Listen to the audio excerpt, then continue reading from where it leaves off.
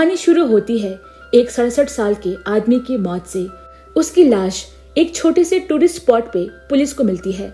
मौत का कारण हाइड्रोजन सल्फाइड गैस है, जो कि एक बेहद ही जहरीली गैस मानी जाती है।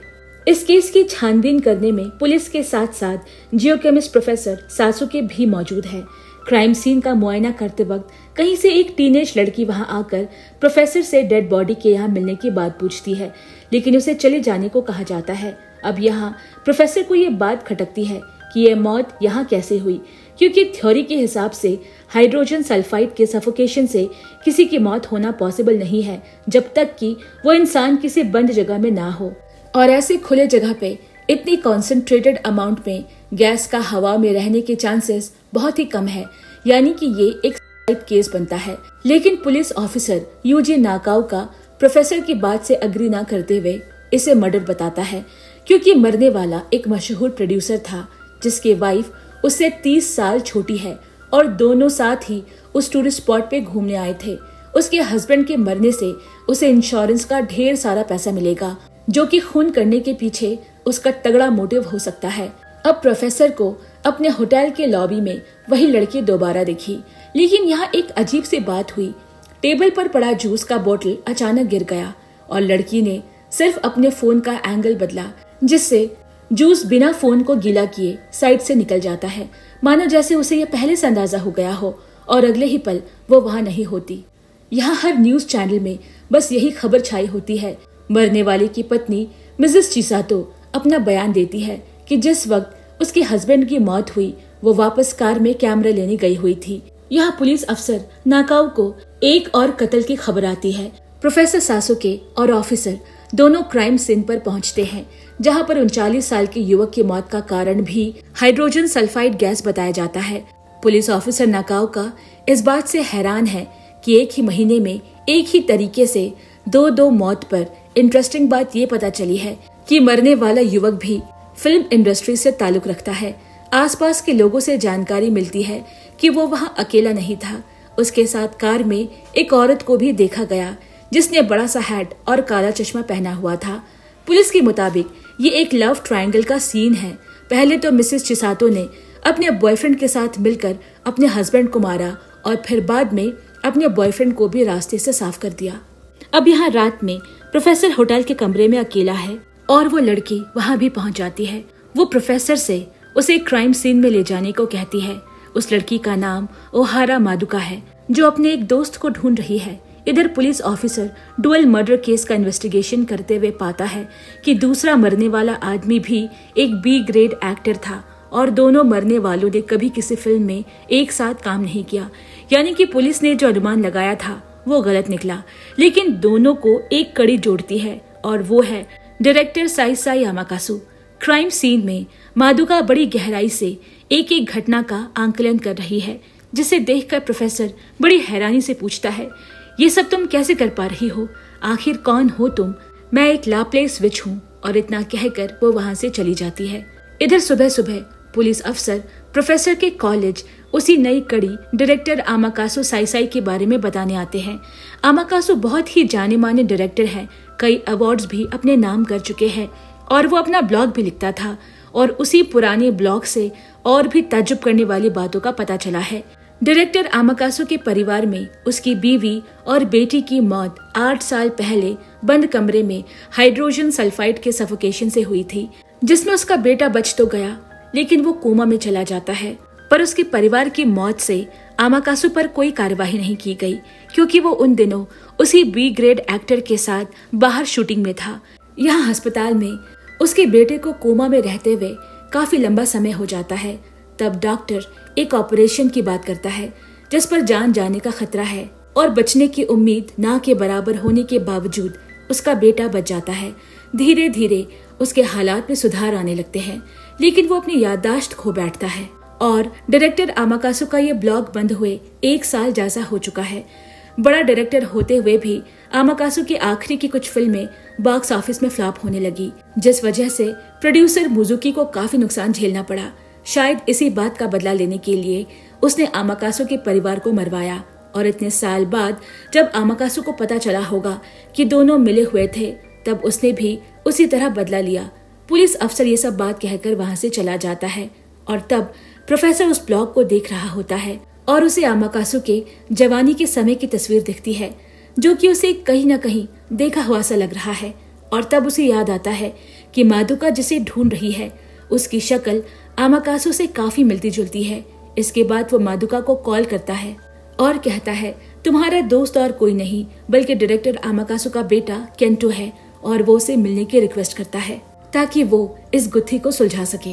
प्रोफेसर मिलने वाली जगह पर पहुंचता है और एक जगह जाकर खड़ा हो जाता है और उसे कुछ ही दूर ब्रिज पर मादुका खड़ी दिखती है।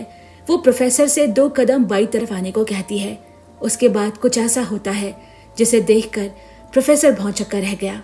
मादुका ऊपर से एक केमिकल गैस हवा में छोड़ती है जो सीधा प्रोफेसर तक ही आती है और उन्हें चारों तरफ से घेर लेती है। इतनी दूर से हवा कैसे प्रोफेसर तक ही आकर रुक गई। तभी कुछ लोग दोनों को किडनैप करके कमाई यूनिवर्सिटी ऑफ मैथमेटिकल इंस्टीट्यूट में ले आते हैं। हक पकाया हुआ प्रोफेसर को कुछ समझ नहीं आ रहा था। इंस्टीट्यूट के डायरेक्टर प्रोफेसर से मिलते हैं और उसे एक वीडियो दिखाई जाती है। वीडियो में एक लड़का डाइस फेंकता हुआ नजर आता है जिसमें कुछ भी खास प्रोफेसर को नहीं लगा, मगर ध्यान से देखने पर पता चलता है कि डाइस के रुकने से कुछ सेकंड पहले ही वो लड़का नंबर बता दे रहा है जो डाइस पे आने वाला है और वो भी एकदम सटीक। प्रोफेसर ये देखकर चौंक जाता है। डायरेक्टर बताते हैं कुछ भी इत्तेफाक नहीं होता। अगर सारे नेचुरल फोर्सेस को सही सही गौर से आकलन किया जाए तो डाइस के छूटने से पहले ही रिजल्ट्स फिक्स होते हैं जिसे हम जान सकते हैं। दोस्तों वो लड़का और कोई नहीं बल्कि डायरेक्टर आमाकासु का बेटा केंटो होता है। 17वीं शताब्दी के मशहूर मैथमेटिशियन पेरी साइमन लाप्लेस ने एक थ्योरी में एक ऐसी मैथमेटिकल फॉर्मूला लिखी थी जिसके मुताबिक नेचर में मौजूद जो भी फोर्सेस हैं जैसे कि ग्रेविटी, हवा, फ्रिक्शन का अगर सही से आकलन किया जाए तो कोई भी घटना चाहे वो बड़ी हो या छोटी उसकी भविष्यवाणी की जा सकती है। जो भी इस फॉर्मूला को अप्लाई कर सकेगा उसके लिए आगे क्या होने वाला है ये बता पाना मुश्किल नहीं। इस इंस्टीट्यूट के डायरेक्टर मिस्टर ओहायो दरअसल मादुका के पिता है। उन्होंने मैथमेटिशियन लाप्लेस के थ्योरी पे बेस्ड ही इस रिसर्च को किया, लेकिन इस रिसर्च ऑपरेशन की सक्सेस रेट को टेस्ट करने के लिए उन्हें किसी इंसान की जरूरत थी और तब लंबे अरसे से कोमे में पड़ा केंटो को चुना गया। इस ऑपरेशन ने बहुत ही चमत्कारी तरीके से केंटो पर काम किया। वो ठीक होने लगा और उसके साथ ही उसकी बढ़ती मेंटल एबिलिटी ने रिसर्चर्स को हैरानी में डाल दिया। इसी इंस्टीट्यूट में मादुका केंटो से मिलती है और धीरे धीरे दोनों दोस्त बन जाते हैं।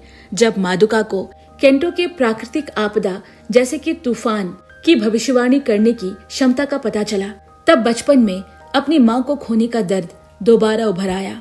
दरअसल बचपन में मादुका की माँ एक भयानक साइक्लोन में मारी जाती है और तब से मादुका को यही अफसोस रह गया कि वो उसे बचा नहीं पाई और इसी वजह से वो भी इस ऑपरेशन में अपने पिता के मना करने के बावजूद वॉलंटरली शामिल होती है।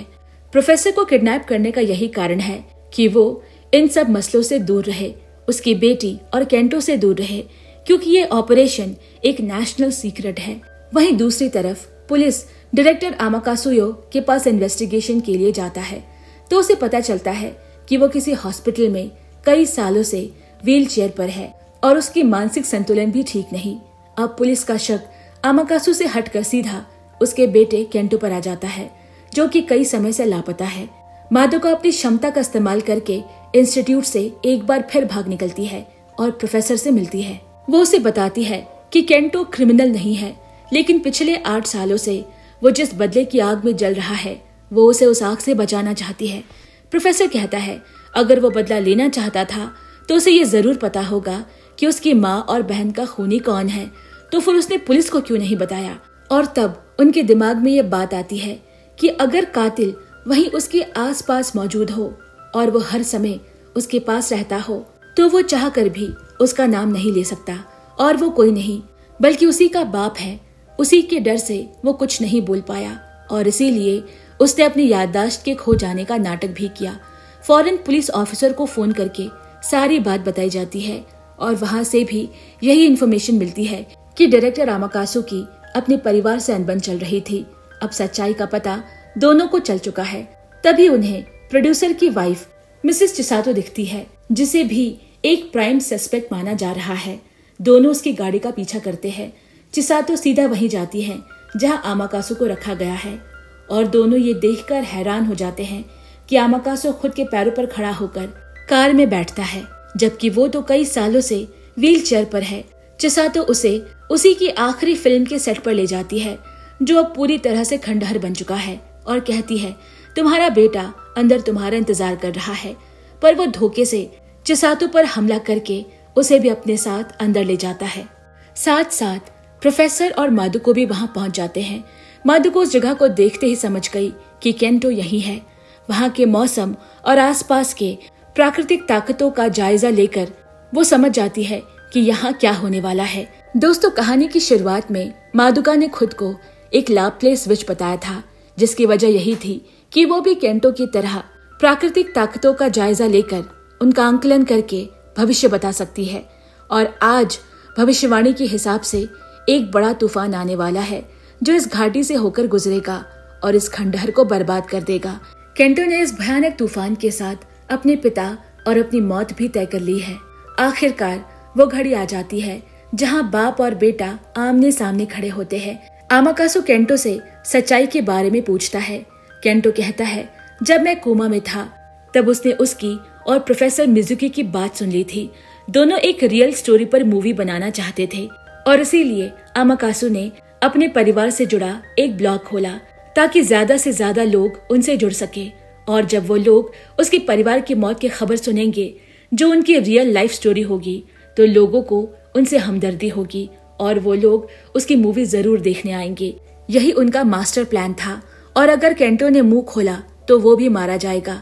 अपने पिता की सच्चाई जानने के बाद केंटो ने मिसेस चिसाको के साथ मिलकर प्रोड्यूसर मिजुकी और बी ग्रेड एक्टर का खून किया।